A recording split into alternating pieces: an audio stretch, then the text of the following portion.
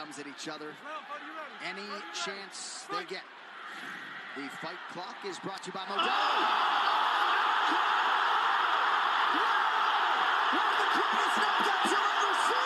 It's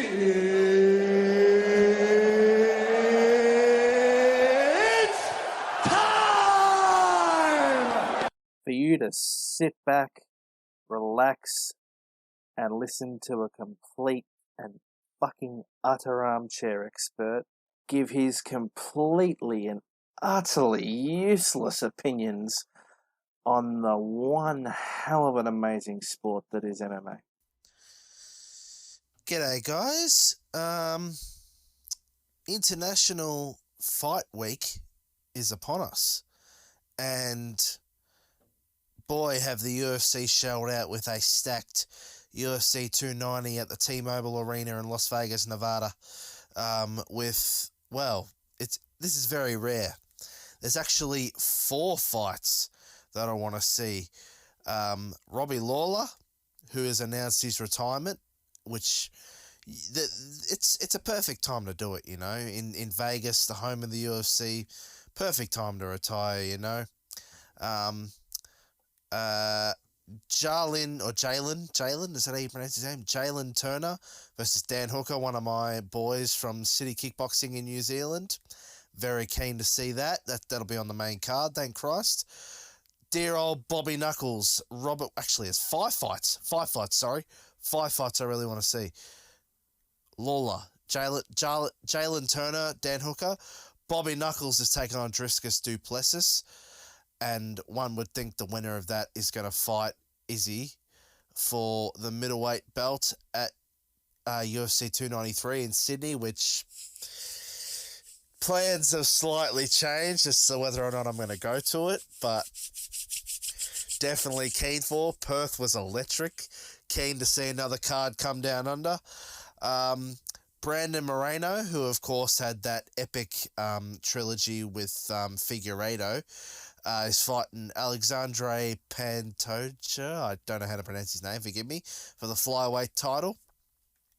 And our boy Volk is fighting Yair Rodriguez to keep his throne. So it's natural featherweight champion versus interim featherweight champion, who of course Yair won the belt at UFC 284. Sorry, I was trying to remember the number, the Perth card. But of course, there's a lot of Aussies fighting on this card. Aussies, man, we're taking over. We're taking over, man. We're taking over this scene. There's a lot of good fighters in Australia, and finally, the world is starting to take notice. That'll be more so on the prelims, of course, which I probably won't see a lot of. I do hope to see the Lawler fight. Hopefully, I get to catch that. Because I've just realised he actually is retiring, which I'd love to see. But, yeah, hopefully I get to see. There's 5 fights I want to see. Very rare that there's a card with 5 fights that I want to see on it. But, going to take a break to listen back to this. And when we come back, we're going to talk about all of that and a whole lot more, including Conor McGregor's antics on The Ultimate Fighter and... has he fallen off? His ratings aren't quite what they were. We're going to talk about all that and more when we come back.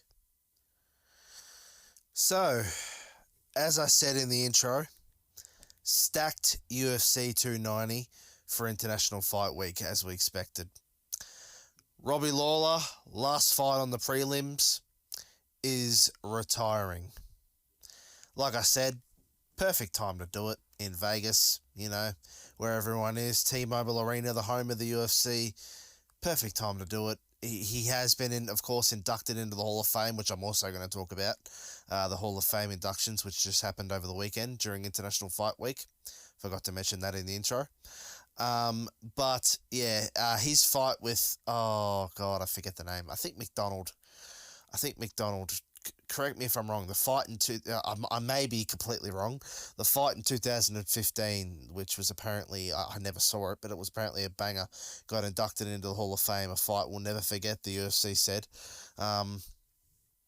But yeah, he himself will surely be inducted into the Hall of Fame as a fighter after his retirement. What a career, man. To fight until this point, bit like Cowboy and Glover Teixeira, you know. Just absolute legends, you know. Even though, you know, you could say they're journeymen. I guess Lawler was a former champion, so, which unfortunately Cowboy never was. You know, not everyone can get to that point. But yeah,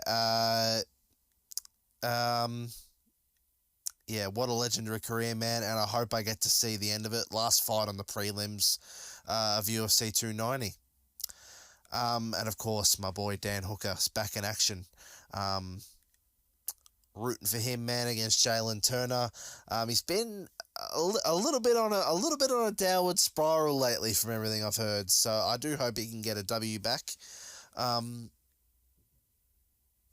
honestly forget whether or not he did. I feel like he did. I don't know. Like, unfortunately, I haven't seen all that much of him. But yeah, I do definitely hope he can get back into that column where he could potentially go for a title again. And I'll be keen to see that. Thankfully, that's on the main card, so I will get to see it. Which, of course, leads me into everyone's boy. I feel like everyone loves this guy, despite his loss to Izzy, or his 2 losses to Izzy, should I say. Although a lot of people think he actually won that second fight. Dear old Bobby Knuckles, the former middleweight champion, is taking on Dricus Du Plessis. One would think for a spot for the middleweight championship of the world. And one would think he's a lock for that. He is a favourite in the betting from everything I've heard. You know, I certainly hope he wins. I want to see that fight. Gutted that I'm probably not going to get to see that fight in person. But I'm definitely going to the next UFC event in Melbourne. Me and my mate just spoke about it, actually. The next one that comes to Melbourne, we're going to it. But, yeah, one would think Bobby Knuckles has got to be a lock for that one. And it's going to be him versus Izzy 3 in Sydney, which I'm going to be watching, even though I'm not there. Not there. I think I didn't pronounce that right. Not there, even though I won't be there. I'm not going to be watching. I am going to be watching it, either at the pub or at home. Just like I did Volk against Islam, which a lot of people think Volk won. Not going to discuss that on here. But next, of course, is Moreno against, who did I say he was fighting? Alexandre Pantoja for the flyweight title. I mean, I'm sure he's the favourite. I haven't looked. But I'm sure he is, in fact, the favourite. And, yeah, Moreno obviously would hopefully retain his title. I'm probably speaking through all of this a little bit quickly. But I will speak about the last fight a bit more in depth. Alexander the Great Volkanovski versus Yair Rodriguez, the man who won the interim title on that very same Perth card that he fought Islam on. Volk's obviously the favourite. Obviously the favourite to unify the titles, and one would think he probably goes up to 155 again to fight Islam at some point again, because there's been a lot of talk of that rematch, and I hope Volk does get it, because Charles Oliveira, after UFC 289, is emerging again as a contender for Islam. So it'll be a wonder to see what happens there. But yeah, our boy Volk, one would hope, comes out with the dub there and unifies the title, and probably goes back up to 155 again at some point. Gee, I tell you, there is a couple of scraps for Volk at 155, I have to say. Him and Poirier, him and Chandler, him and Gaethje. Oh, that'll be dream fights, bro. That'll be dream fights. But, you know, they're the ones that we're going to wait for, I guess. But anyway, nonetheless, an absolutely stacked UFC 290 that we've got to look forward to, with, as I said, 5 fights. Very rare that a UFC card will have 5 fights on it that I want to see. But anyway, guys, I'm going to take a break again. I probably glossed over UFC 290, and I am very sorry for that.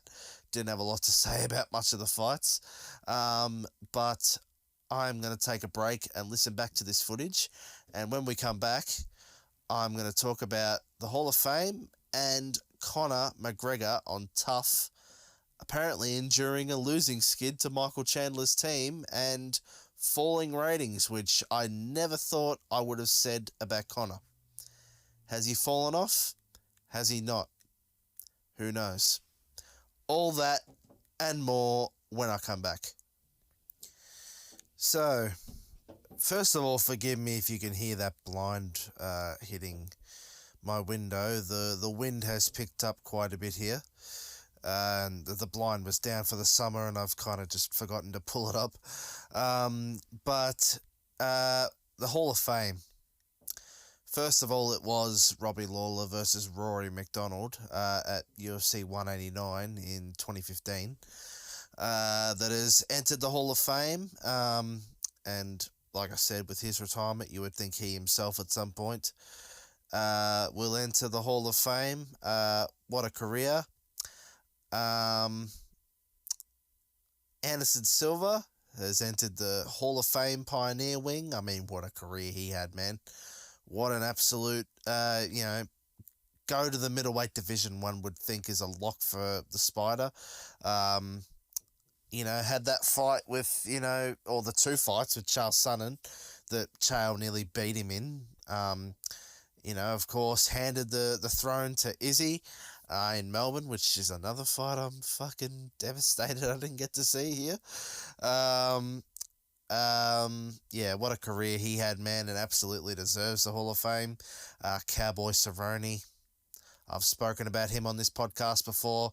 Saw him versus Conor in early 2020, UFC 246, which was 3 fights after UFC 243 that Izzy won the title at, and I'm still so devastated about. Saw him versus Conor, which, gave him the payday he deserved. Unfortunately, he got KO'd at, but I saw that fight, and I saw his retirement fight. What a legend, and absolutely deserved to be in the Hall of Fame. What a great career he had, even though he didn't, rise to the heights of champion or anything. Still, sorry. What a tough, what an absolutely, tough warrior, and what a career. Jose Aldo officially enters the UFC Hall of Fame Modern Wing. Probably, I did not realize his title reign spanned from when he was made the champion because of the UFC and WEC merger back in 2011 or 2010, I think it was. Bro, Brock Lesnar was fighting then. Bro, what a reign that was. Went for, 5 years, I think, until December 2015 when Conor, as we know, executed that 13-second knockout. And unfortunately, Jose's career's kind of been known for that since. But, yeah, what a career. What a career he had, man, and what a title reign he had. And it's a shame it probably doesn't get recognised more than it does because of that Conor fight. But absolutely deserves the Hall of Fame, and yeah, absolute legends, man, and I'm grateful I got to see some of them fight. Unfortunately, I didn't get into the UFC when I really should have during the golden era, I didn't get to see some of them, some of their, I guess, golden eras, but I am thankful I got to see some of them and the retirement of some of them. What legendary careers and deserved Hall of Fame inductions for all of them. Just gonna take a bit of a breath. Didn't get a chance to take one really. During all of that speaking, I'm not a proper one. Before I end this podcast off by discussing Conor McGregor versus Michael Chandler. Tough. Conor's on a losing skid. He hasn't won any of his team haven't won any of their fights on TUF. Chandler's won all of them. Apparently the ratings for TUF aren't great. I heard first week numbers of 286,000, which for Conor friggin' McGregor is bloody surprising. And I just watched in the footage, or you all would have probably, that the UFC put out, the scuffle that was spoken of between McGregor and Chandler. Conor pushed Chandler after saying, "Oh, shut up and break your nose, you little Bellator tick." I can't do an Irish accent, forgive me. "Oh, shut up and break your nose, you little Bellator tick." Oh, yeah, I can't do it. But, look, unfortunately, they're not going to fight this year, of course, because Conor surpassed the USADA, knockoff date, or, cutoff date to enter the pool, the testing pool, and one would think they're not going to do a Brock Lesnar and let him fight, just like they did to Brock at UFC 200, because that was absolutely terrible PR, and of course earned them a fair whack of shit through Mark Hunt and others, rightly so in some ways in hindsight. So one would think they're not going to let Conor just fight. I think, though, if I was to say my honest prediction, I reckon they're going to try and get Conor on UFC 200. And if I were Conor, especially if he wins, I would retire after that fight. That's if the fight happens. But I reckon if it does happen, they're going to try and get it on UFC 200, 100%. Oh, sorry, 300. They're 100% going to try and get it on UFC 300, because they tried to get Conor on UFC 200, if you remember. That was where him and Nate 2 was supposed to happen. And, of course, Conor, as Conor regularly did back then, just showed up whenever he wanted for the presser. And the fight didn't happen until 2 cards later, UFC 202, which of course is a legendary fight even to this day, and we've still never seen, and I believe we'll never see, probably the trilogy of that one. Probably left that one too late, to be honest. I don't think I'd want to see it now, but yeah. Has Conor fallen off, or has he not? Personally, I mean, we saw the Spider lost his mojo a little bit after the Weidman leg break. Who even knows with Chris Weidman? I think he's only just coming back now. But I guess time will tell as to whether or not Conor has lost his mojo. And I kind of hope he does fight again, because I'd love to cover it on this podcast. But who knows? Who knows with Conor what the hell has happened? But if he did decide to retire now, look, Conor's always going to have his haters. I'm a fan of his, but even I can admit that he's not what he used to be. Some are just delusional, which you sort of question. But, yeah, look, Conor, I'll always give him his flowers for what he achieved. He is a big part of the reason why the UFC is where it is now, as much as some people probably don't want to admit it. But the leg break, which I watched, I close my eyes when it happened, when I see it now. I watched that fight live. Yeah, he probably ain't the same, and look, I wouldn't begrudge him just fighting one more time and hanging it up. There was talk of him fighting Manny Pacquiao before the second Dustin fight, and to be honest, I wasn't totally against it. I thought it might have been fitting given he fought Floyd, fight Floyd and Manny, given how big their fight was. Get one more big paycheck, maybe have one more fight in the UFC after that, and that's it. Mystic Mac rides off into the sunset. Very rich with business interests, having left one hell of a career and legacy. No one could begrudge that. Honestly, even if he'd retired on the Cowboy win, I don't think anyone would have begrudged that, because, at least he went out with a win, and, he still had one hell, he still had one hell of a legacy. He'll always have one hell of a legacy, but, he's still, his legacy was still somewhat intact, even with the Khabib loss, which a lot of people thought would be his downfall, but it probably wasn't in hindsight, even though, as we saw during his docu-series, he was very emotional after it. But has he fallen off? Has he not? Time will tell. Anyway, guys, enjoy UFC 290 International Fight Week. Absolutely stacked card. I know I'm going to enjoy it. I'm going to be watching it at the pub with my mate, as always.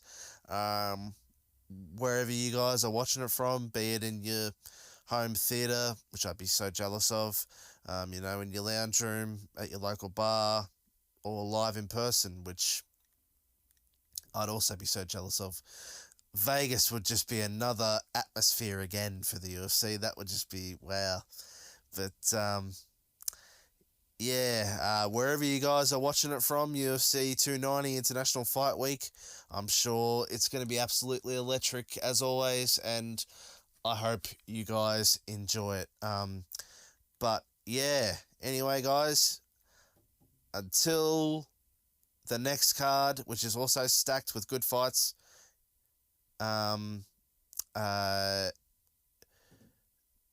Poirier and Gaethje are fighting again for the BMF title at UFC 291.